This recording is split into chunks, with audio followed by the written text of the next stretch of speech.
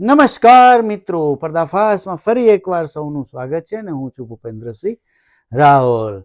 મિત્રો, હમણાં વિધાનસભાનું સત્ર ચાલે છે અને ગુજરાત વિધાનસભાનું, અને હમણાં T20 એવી 20 ઓવરની મેચનો વર્લ્ડ કપ રમાઈ ગયો અને એમાં ભારત વિજેતા થયો અને ફાઇનલ મેચ હતી અમદાવાદમાં.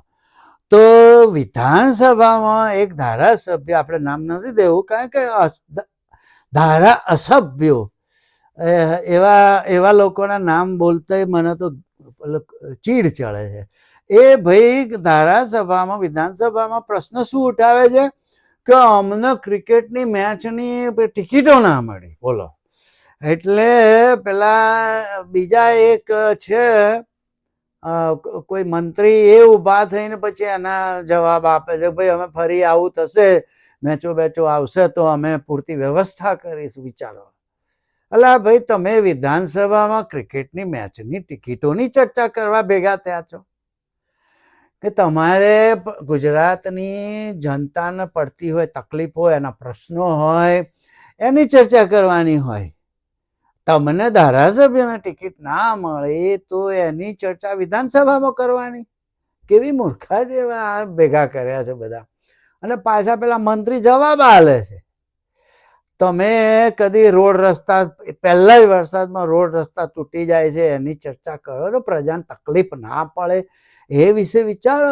રોડ રસ્તા તૂટી જાય છે, સ્કૂલોમાં ઓરડા નથી, સ્કૂલોની છતો તૂટી પડે છે, સરકારી સ્કૂલો બંધ કરવી પડે છે, એ બધું યાદ નથી આવતું આ ધારાસભ્યોને.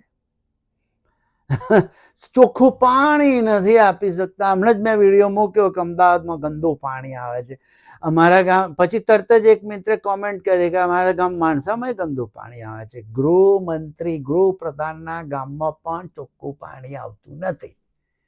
અને મને યાદ છે કે 2 વર્ષ ઉપર હોય કે મારા ઘરમાં ચોખ્ખું પાણી નહોતું આવતું મારા ગામમાં.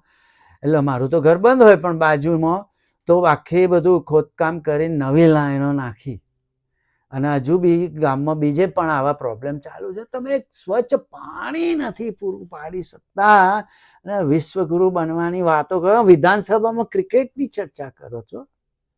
શરમ આવી જોઈએ. ખેડૂતોને આટલી તકલીફો થાય છે, ખેડૂતોના પાકના પૂર આવ્યું ત્યારે કેટલું બધું તણાઈ ગયું. તો એ બધી તકલીફોની ચર્ચા કરવાના બદલે ક્રિકેટની માંડો છો, તો આ તો એક નંબરની હરામખોરી જ કહેવાય. ખબર નહીં, પ્રજાએ જે 30 વર્ષથી પેલા શું કહેવાય ઉપનેત્ર ભક્તિના જે પહેરીને બેઠી છે પ્રજા, એના લીધે આ લોકો બેફામ થઈ ગયા છે વિધાન. અને હવે એમના નવા એપાર્ટમેન્ટ મળ્યા છે. જુઓ તો ખરા, એમના માટે, આ ધારાસભ્યો માટે નવા એપાર્ટમેન્ટ કેવા, કેટલી બધી આધુનિક સગવડવાળા મળે છે. વચમાં જ મેં પગાર ને બધાની વાત કરી હતી, આખો વિડીયો બનાવ્યો હતો. ફક્ત 30 થી 40 દિવસ જ ગુજરાત વિધાનસભા ચાલે છે આખા વર્ષમાં.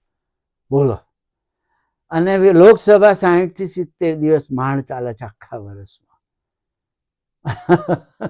તો આ ધારાસભ્યો તો ખરેખર એમના મત વિસ્તારમાં જઈને રોજ પ્રજાને પૂછવું પડે કે ભાઈ શું તકલીફ છે તમને, કહો, અમે એનું ચર્ચા કરીએ વિધાનસભામાં. પણ શત્રુ જ નહીં બોલાવતા. વિચારો, આખા મેં લેટેસ્ટ રિસર્ચ કર્યું હતું કે ફક્ત 30-40 દિવસ માંડ ચાલે છે ગુજરાતની વિધાનસભા. હવે અમે આજે જ એક વિડીયો જોતો હતો, જમાવટના દેવાંશી જોશીનો વિડીયો જોતો હતો. એક મંજુલા નામની નાની બાળકીને એ પૂછતા હતા, તો એ કે મારે ભણવા જવું છે, પણ કોણ ભણવા મૂકે?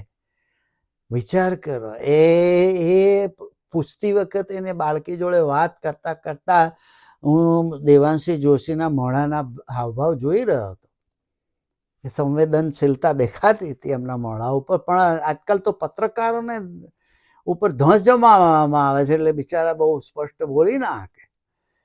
એ છોકરીના મા બાપ જામનગરમાં મજૂરી કરે છે ખેતરમાં, અને છોકરી આવી રહે છે ને એને સ્કૂલે જવું છે, પણ કોઈ મૂકનાર નથી ભણવા જવા. બોલો, આ બધું કામ તો સરકારે કરવાનું છે ને. રાઇટ ટુ એજ્યુકેશન, ભણવાનો અધિકારનો કાયદો બહાર પાડ્યો છે. કાયદાનો અર્થ શું? દરેકને શિક્ષણ મળવું જોઈએ અને અધિકાર છે શિક્ષણ મેળવવાનો, એ ક્યાં ગયો? એવી પરિસ્થિતિ ઊભી કરી દીધી છે કે પ્રજાને દૂર દૂર સુધી ખેતરોમાં મજૂરી કરવા જવું પડે છે. દાહોદથી છેક જામનગર મજૂરી કરવા જવું પડે છે, અને એમના બાળકો રખડી ખાતા હોય બિચારા, એમને કોઈ મૂકનાર ના હોય, તો રાઇટ ટુ એજ્યુકેશનનો શું અર્થ? આ ચર્ચા વિધાનસભામાં નથી કરવી. ક્રિકેટની નકા મોઢામાંથી અપશબ્દો નીકળી જાય એવું થાય છે. તો વિચાર કરો મિત્રો, 6000 સ્કૂલો તો બહુ પહેલા સમાચાર આવ્યા હતા ગુજરાતની બંધ કરી. ભારતમાં હમણાં લેટેસ્ટ ન્યૂઝ પ્રમાણે 93,000 સરકારી સ્કૂલો બંધ કરી દીધી. મહાન ગવર્મેન્ટ, વિશ્વગુરુ બનવા નીકળેલી સરકાર, વિશ્વગુરુ બનવા નીકળેલા મહારથી કહેવાતા એમણે 93,000 સ્કૂલો બંધ કરી દીધી. શું ભણશે લોકો? અને આ બધી સરકારી સ્કૂલોમાં ભણવા કોણ આવે? ગરીબ લોકો આવે ને. પૈસાવાળા તો એ મોંઘી ફી ભરીને ભણવાના જ છે, પણ જે લોકો ગરીબ છે, આદિવાસી છે, દલિતો છે, બીજા છે, ત્રીજા ગમે તે હોય, ઓબીસી છે, પછાત છે, આર્થિક રીતે પછાત છે, એ લોકો ભણવા જવાના છે આ સરકારી સ્કૂલોમાં. એમને નથી ભણવાનું, તમે મજૂરી કરો, તમારા આગળ નથી આવવાનું. એવું? કારણ કે આ વર્ગ ભણે, ફ્રીમાં ભણવા મળે તો એ આગળ આવે. ભલે પછાત હોય આર્થિક રીતે, સામાજિક રીતે, પણ એ ભણે, સારી ડિગ્રી મળે અને ફ્રી એજ્યુકેશન હોય તો એ પછી સારી પોસ્ટો ઉપર જઈ શકે અને આગળ વધી શકે. પણ એમને આગળ વધવા નથી દેવા. એવું જ થયું ને. એટલે સ્કૂલો 93,000 સ્કૂલો બંધ. એ ઓરડા નથી, એક ઓરડાની સ્કૂલો હોય છે. એક ઓરડામાં 4 ધોરણ હંગાથે ભણતા હોય, પહેલું બીજું 4 ધોરણના છોકરા બધા એક જ ઓરડામાં બેઠા હોય, એક જ શિક્ષક ભણાવતો હોય. બોલો, આ વિશ્વગુરુ દેશ નીકળી પડ્યો છે થવા. દેશ તો ગ્રેટ છે, આ દેશના સંચાલન કરનારાઓની આ હલકટ એ કહેવાય કે પ્રજાને ઊંચી નથી આવવા દેવી. તો મિત્રો, એ હું જોતો હતો, એમનો વિડીયો જોતો હતો, તો એમને આમ જાણે કે ગળગળા આમ દેખાઈ આવતું હતું એમને મોઢા ઉપર દેવાંશીના, કે મે બી આંખો સજળ બનતા પરાણે રોકી રહ્યા હોય એવું લાગતું. સંવેદનશીલતા છે પત્રકારોમાં ઘણા, અમુક જે પત્રકારોમાં નથી એ તો નથી જ હોતા, એ તો બિલકુલ ચાટુકારો, એ તો ઉઠે એવા જ વિશ્વગુરુના સેન્ડલ ચાટી આવે એવા હોય છે. પણ અમુક પત્રકારોના સામાજિક નિસ્બત હોય છે, પણ બોલી નથી શકતા. એમને બોલવું હોય પણ એમને બોલી ના શકે. જો બોલે બધા તો એમને દબડાવવામાં આવતા હોય છે, ઘેર બોલાવીને, એટલે ઓફિસોમાં બોલાવીને, એટલે ફરી બોલી ના શકે, એટલે બિચારા નામ ના દઈ શકે. એટલે મિત્રો, આ વિધાનસભામાં આવી ચર્ચાઓ કરે, આ લોકોને શું કહેવું? હદ વટાવી દીધી છે. તો મિત્રો, આ રીતે હવે પ્રજાએ પેલા ઉપનેત્રો જે કાળા ડાબલા પહેરી લીધા છે ને, ભક્તિના, એ ઉતારવા પડશે અને આગળ સમથિંગ કંઈક વિચારવું પડશે. એટલું કહીને મારી વાત પૂરી કરવા આવજો. Bye bye.